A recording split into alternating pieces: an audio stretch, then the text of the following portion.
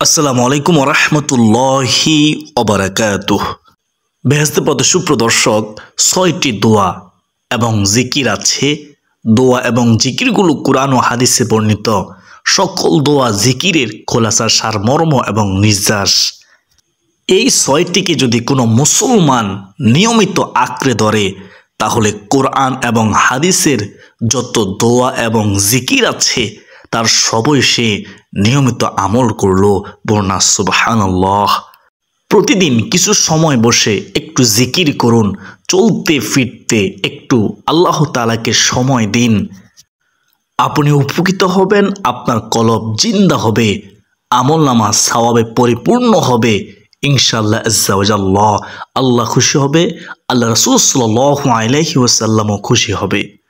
বেহেশতের পথে সুপ্রদর্শক এই ৬টি দোয়া এবং জিকিরের মধ্যে সর্বপ্রথম নম্বর জিকির হলো নবী করিম সাল্লাল্লাহু আলাইহি ওয়াসাল্লামের প্রতি দুরূদ শরীফ প্রেরণ করা, রাহমাতুল লিল আলামিন নবীজির উপরে দুরূদ শরীফ পড়া।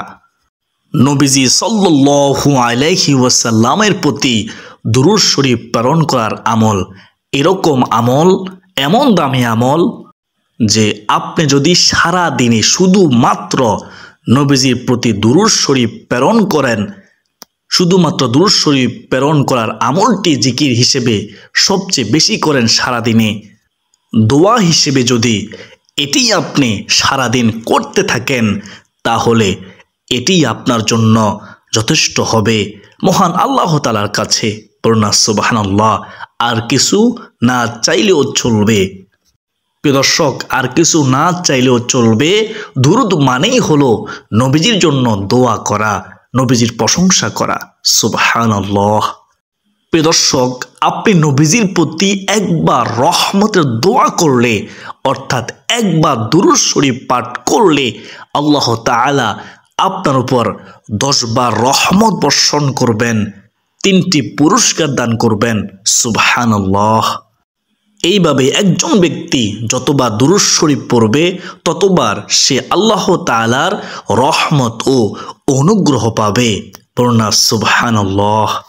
প্রিয় নবী সাল্লাল্লাহু আলাইহি ওয়াসাল্লাম বলেছেন, তোমরা বৃহস্পতিবার ও শুক্রবার এই সময়গুলোতে তোমরা আমার প্রতি, আমি নবীজির প্রতি বেশি বেশি দুরূদ শরীফ পাঠ করো।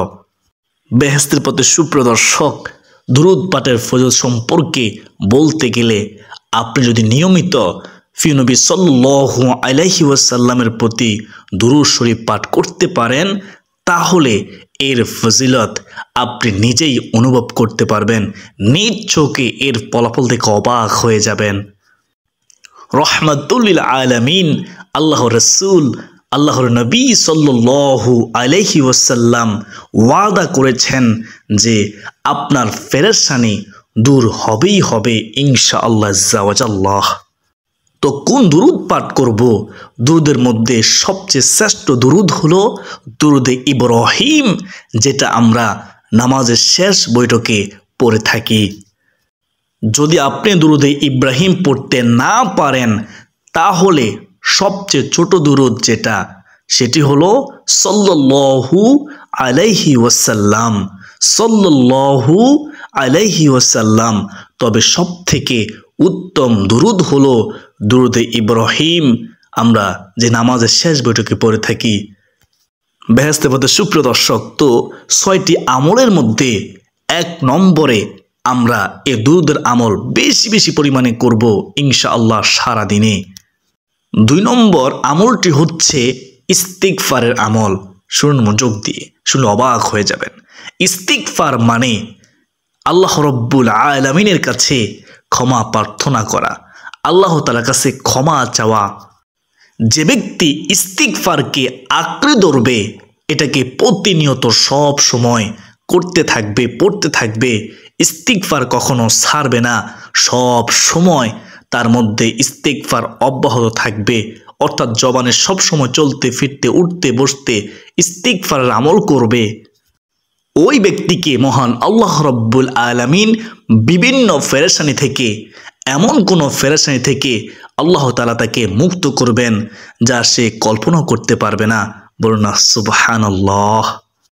ইস্তিগফার হলো এমন একটি আমল যেটা আমাদেরকে দুনিয়ার পেরেশানি থেকে দূর করবে এবং আখিরাতের পেরেশানি থেকেও দূর করবে। দুনিয়ার পেরেশানি, আমাদের বিপদ আপদ, মুসিবত, রিজিকের অনটন, অভাব এগুলো। আর আখিরাতের পেরেশানি হলো আমাদের পাপ, গুনাহ এগুলো। এই দুই ধরনের পেরেশানি থেকে মহান আল্লাহ রব্বুল আলামিন আল্লাহ তাআলা আমাদেরকে মুক্ত করবেন, হেফাজত করবেন ইনশাআল্লাহ আজ্জা ওয়া জাল্লাহ। প্রিয় দর্শক, ইস্তিগফারের যে কত ফজিলত তা এরকমের 10টি ভিডিও বানালেও তার ফজিলত বলে শেষ করা যাবে না। তাই আপনি যখনই সময় পান, সুযোগ পাবেন, অফিসে যাচ্ছেন, হেঁটে হেঁটে বাজারে যাচ্ছেন, লম্বা সিরিয়ালে দাঁড়িয়ে আছেন, অবসর সময়, নিরিবিলি সময় বসে আছেন, সেই সময়গুলোতে ইস্তিগফার করে পরিপূর্ণ করে ফেলুন। জবানে জারি রাখুন ইস্তিগফার, আস্তাগফিরুল্লাহ। প্রিয় দর্শক, ইস্তিগফার সকল সমস্যার সমাধান। আল্লাহ ওয়াদা করেছেন সকল সমস্যার সমাধান করবেন ইনশাআল্লাহ। অর্থাৎ আপনি ইস্তিগফারগুলো পাঠ করবেন। হাদিসের মধ্যে ইস্তিগফারগুলো আছে। সবচেয়ে ছোট ইস্তিগফারটি হচ্ছে আস্তাগফিরুল্লাহ, আপনি এটিও পড়তে পারেন, অথবা আপনি এই ইস্তিগফারটিও পড়তে পারেন, আস্তাগফিরুল্লাহ আল্লাযী ওয়া আতুবু ইলাইহি, আস্তাগফিরুল্লাহ ওয়া আতুবু ইলাইহি, এটিও পড়তে পারেন।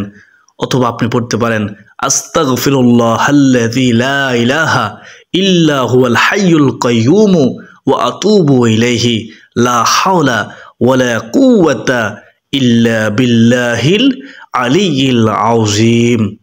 ইস্তিগফারের মধ্যে সবচেয়ে শ্রেষ্ঠ ইস্তিগফার হলো সাইয়্যিদুল ইস্তিগফার।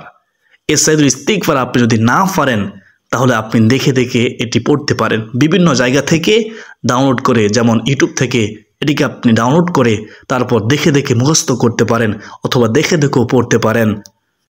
দেখে দেখে হলেও আপনি এটাকে পড়বেন। বন্ধুরা, ইস্তিগফার আমল আপনার মধ্যে অবশ্যই অব্যাহত রাখুন।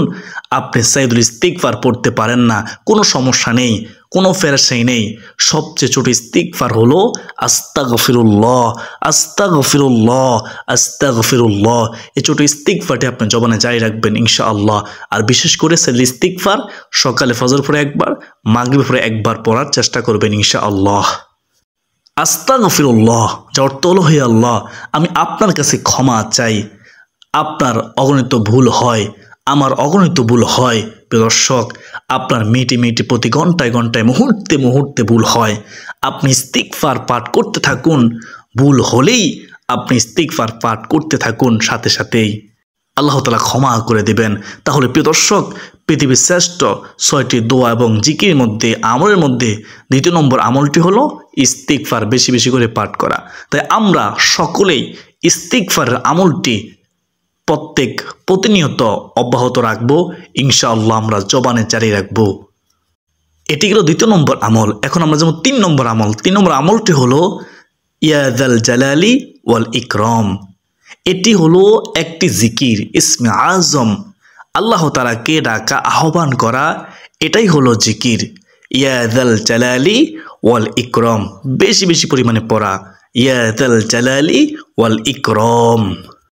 নবী করিম সাল্লাল্লাহু আলাইহি ওয়াসাল্লাম বলেছেন, তোমরা এই ইয়া যাল জালালি ওয়াল ইকরাম এটাকে নিয়মিত আঁকড়ে ধরো, প্রতিনিয়ত পাঠ করতে থাকো, সব সময় পাঠ করো। ইয়া যাল জালালি ওয়াল ইকরাম কেন নবীজি এত বেশি পড়তে বলেছেন? এটার মাধ্যমে আমাদের লাভটা কি? এর ব্যাখ্যা করতে গিয়ে বলেছেন, ইয়া জাল জালাল মানে হলো হে মহান বরত্বের অধিকারী, ওয়াল ইকরাম এর মানে হলো হে দানশীল। তাহলে প্রথম বাক্যে আল্লাহর বরত্বের কথা স্বীকৃতি দিয়ে প্রশংসা করা হয়, আর দ্বিতীয় বাক্যে হে দানশীল বলে আল্লাহ তাআলার কাছে চাওয়া হয়। পূর্ণ সুবহানাল্লাহ। এজন্য আমরা বেশি বেশি এই আল্লাহ তাআলার গুণবাচক নামটি ধরে ধরে ডাকবো, আমরা বেশি বেশি করে পড়ব। এটি ইসমে আজম, ইয়া যাল জালালি ওয়াল ইকরাম, ইয়া যাল জালালি ওয়াল ইকরাম। তাহলে প্রিয় দর্শক, এই গেল 3য় নম্বর জিকির, 3য় নম্বর আমল। এখন আমরা যেমন 4 নম্বর আমল, 4 নম্বর জিকির। 4 নম্বর হচ্ছে যে জিকির এবং দোয়া করতে নবী করিম সাল্লাল্লাহু আলাইহি ওয়াসাল্লাম সব সময় আমাদেরকে উৎসাহিত করেছেন, প্রেরণা দিয়েছেন। সেটি হলো লা হাওলা ওয়ালা কুওয়াতা ইল্লা বিল্লাহ। প্রিয় দর্শক, 6টি দোয়া এবং জিকির মধ্যে 4 নম্বরে কোন আমল, কোন জিকির? 4 নম্বরে হলো লা হাওলা ওয়ালা কুওয়াতা ইল্লা বিল্লাহ। লা হাওলা ওয়ালা কুওয়াতা ইল্লা বিল্লাহ অর্থ হলো আল্লাহ তাআলা ছাড়া কোনো ভরসা নেই, কোনো ক্ষমতা বা শক্তি নেই। অর্থাৎ মানুষের ব্যক্তিগত শক্তি, সামর্থ্য, ক্ষমতা ও সাহস যত বেশি থাকুক না কেন, মহান আল্লাহ তাআলা তৌফিক না দিলে তা কোনো ধরনের উপকারে আসবে না। এই অর্থ বুঝে আপনি লা হাওলা ওয়ালা কুওয়াতা ইল্লা বিল্লাহ বেশি বেশি পাঠ করবেন। ও মা বোনেরা, বেশি বেশি করে ঘরের মধ্যে পাঠ করবেন। নবী করিম সাল্লাল্লাহু আলাইহি ওয়াসাল্লাম বলেছেন, তোমাদেরকে আমি কি জান্নাতের একটি ভান্ডারের খোঁজ দেব, খবর দেব, যেটা জান্নাতের ভান্ডার, সওয়াব না, সাধারণ কোনো সওয়াব না, পুরো জান্নাতের একটি ধনভাণ্ডারের সন্ধান দেব। নবী করিম সাল্লাল্লাহু আলাইহি ওয়াসাল্লাম তখন বলেছেন যে লা হাওলা ওয়ালা কুওয়াতা ইল্লা বিল্লাহ, এটাই হলো জান্নাতের ধনভাণ্ডার সমূহের মধ্যে একটি ভান্ডার। পড়ুন সুবহানাল্লাহ। এই লা হাওলা ওয়ালা কুওয়াতা ইল্লা বিল্লাহ অত্যন্ত দামি জিকির, ফজিলতপূর্ণ জিকির। অতএব এই আমলটিও আমরা বেশি বেশি পাঠ করব। আপনারা বেশি বেশি পাঠ করবেন ইনশাআল্লাহ। প্রতিদিন মুসলমান ভাই বোনেরা, 4 নম্বর আমল হয়ে গেল। এখন আমরা জানবো 5 নম্বর আমল। বেহেশতের পথে সুপ্রতিদিনী ভাই বোন, তাহলে 6টি আমলের মধ্যে 1 নম্বর আমল হলো দুরুদের আমল। বেশি বেশি করে আমরা দুরুদ শরীফ পড়ব। 2 নম্বর আমলটি হচ্ছে ইস্তিগফারের আমল, আমরা বেশি বেশি পরিমাণে ইস্তিগফার পড়ব। 3 নম্বর আমলটি হচ্ছে ইয়া জাল জালালি ওয়াল ইকরাম, আমরা বেশি বেশি পরিমাণে পড়ব। 4 নম্বর আমলটি হলো লা হাওলা ওয়ালা কুওয়াতা ইল্লা বিল্লাহ, আমরা বেশি বেশি পরিমাণে পড়ব ইনশাআল্লাহ। আর 5 নম্বর আমলটি হলো দোয়া ইউনুস। প্রিয় দর্শক, আপনারা অনেকে দোয়া ইউনুস অনেক কঠিন মনে করেন। দোয়া ইউনুস হলো লা ইলাহা ইল্লা আনতা সুবহানাকা ইন্নী কুনতু মিনাজ জালিমিন, যার অর্থ হলো হে আল্লাহ, তুমি ছাড়া আর কোনো মাবুদ নেই, তুমি পবিত্র ও মহান, নিশ্চয়ই আমি জালেমদের অন্তর্ভুক্ত। কত সুন্দর দোয়া, দোয়া ইউনুস। লা ইলাহা ইল্লা আনতা সুবহানাকা ইন্নী কুনতু মিনাজ জালিমিন। বেহেশতের সুপ্রিয় দর্শক, আপনারা অবশ্যই জানেন এই দোয়া পাঠ করে আল্লাহর একজন নবী কঠিন সময়ে, কঠিন পরিস্থিতির মুখোমুখি হয়ে এমন বিপদে পড়েছেন যে বিপদের পথ থেকে উদ্ধারের কোনো পথ ছিল না। মহান আল্লাহ তাআলা অলৌকিকভাবে এই বাক্য পাঠ করার কারণে, অর্থাৎ লা ইলাহা ইল্লা আনতা সুবহানাকা ইন্নী কুনতু মিনাজ জালিমিন, এর মাধ্যমে, এর উসিলায় আল্লাহ তাআলা তাকে মুক্তি দান করেছেন। বলুন না সুবহানাল্লাহ। বেহেশতের সুপ্রিয় দর্শক, এতক্ষণে নিশ্চয় আপনারা বুঝতে পেরেছেন আমি কার কথা বলেছি। হ্যাঁ প্রিয় দর্শক, হযরত ইউনুস পয়গম্বর হযরত আলাইহিস সালাতু ওয়াস সালাম সমুদ্রের মাছের পেটে থাকাকালীন এই দোয়াটি পাঠ করার ফলে মহান আল্লাহ তাআলা তাকে মুক্ত করেছেন, বিপদ থেকে উদ্ধার করেছেন। বলুন না সুবহানাল্লাহ। মহান আল্লাহ তাআলা পবিত্র কোরআনে বলেছেন, হযরত ইউনুস আলাইহিস সালাতু ওয়াস সালামকে আল্লাহ তাআলা যেভাবে রক্ষা করেছেন, এই বাক্য যদি কেউ পড়ার মতো পড়ে, মর্ম উপলব্ধি করে পড়ে, হক আদায় করে পড়ে, মনের গভীর থেকে পড়ে, নিয়মিত পড়ে, সবসময় পড়ে, ইমানদার কেউ আল্লাহ তাআলা রক্ষা করবেন। এভাবে আল্লাহু আকবার কবীরা, আল্লাহ তাআলা ওয়াদা করেছেন। কেউ যদি বিপদ আপদে পড়ে, বালা মুসিবতে পড়ে, তাহলে যদি সে এই দোয়াটি পাঠ করে, তাহলে আল্লাহ তাআলা তাকে উদ্ধার করবেন। তাই আমরা অবশ্যই নিয়মিত এই দোয়াটিও পাঠ করব ইনশাআল্লাহ। তো এটি গেল 5 নম্বর আমল। বেহেশতের সুপ্রিয় দর্শক, এখন আমরা জানো 6 নম্বর। 6 নম্বর আমলটি হলো সুবহানাল্লাহ, আলহামদুলিল্লাহ, লা ইলাহা ইল্লাল্লাহ, আল্লাহু আকবার। এই 4টি জিকির বেশি বেশি করে পাঠ করা। এই বাক্যগুলো নবী করিম সাল্লাল্লাহু আলাইহি ওয়াসাল্লাম সারাদিন পড়তেন, বেশি বেশি করে পড়তেন।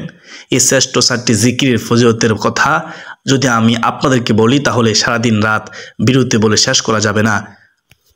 এই 4টি জিকির যে ফজিলত কত বেশি তা আপনারা কল্পনা করতে পারবেন না। এই 4টি জিকির অর্থ ফজিলত সম্পর্কে আমাদের এই চ্যানেলে বেহেশতে পথের এই চ্যানেলে অনেক ভিডিও আছে, আপনি চাইলে দেখে নিতে পারেন। তো এইগুলো 6 নম্বর আমল। প্রিয় দর্শক, এই 6টি দোয়া এবং জিকিরগুলো কোরআন হাদিসে বর্ণিত সকল দোয়া জিকিরের খোলাসা, সারমর্ম এবং নির্যাস, অত্যন্ত দামি জিকির। আমি আপনাদেরকে আবারও বলে দিচ্ছি সংক্ষেপে, খেয়াল করুন। 1 নম্বর হচ্ছে দুরূদ শরীফের আমল, 2 নম্বর হচ্ছে ইস্তিগফারের আমল, 3 নম্বর হচ্ছে ইয়া জাল জালালি ওয়াল ইকরাম এই ইসমে আজমের আমল, 4 নম্বর হচ্ছে লা হাওলা ওয়ালা কুওয়াতা ইল্লা বিল্লাহ, 5 নম্বর হচ্ছে দোয়া ইউনুস লা ইলাহা ইল্লা আনতা সুবহানাকা ইন্নী কুনতু মিনাজ জালিমিন, 6 নম্বর হচ্ছে শ্রেষ্ঠ 4টি জিকির বেশি বেশি করে পড়বেন। সুবহানাল্লাহ, আলহামদুলিল্লাহ, ওয়ালা ইলাহা ইল্লাল্লাহু, আল্লাহু আকবার বেশি বেশি করে পড়বেন। আসমান ও জমিনের মধ্যবর্তী যত খালি জায়গা আছে নেকি দ্বারা আল্লাহ তাআলা পরিপূর্ণ করে দিবে, সাথে সাথে জীবনের সমস্ত গুনাহ মাফ হবে, আপনার সকল চাওয়া পাওয়া পূর্ণ করবে ইনশাআল্লাহ। আল্লাহ রব্বুল আলামিন আমাদের সকলকে পৃথিবীর শ্রেষ্ঠ এই 6টি দোয়া এবং জিকির আমল সহি শুদ্ধভাবে করার তৌফিক দান করুন। সকলে বলি আল্লাহুম্মা আমিন।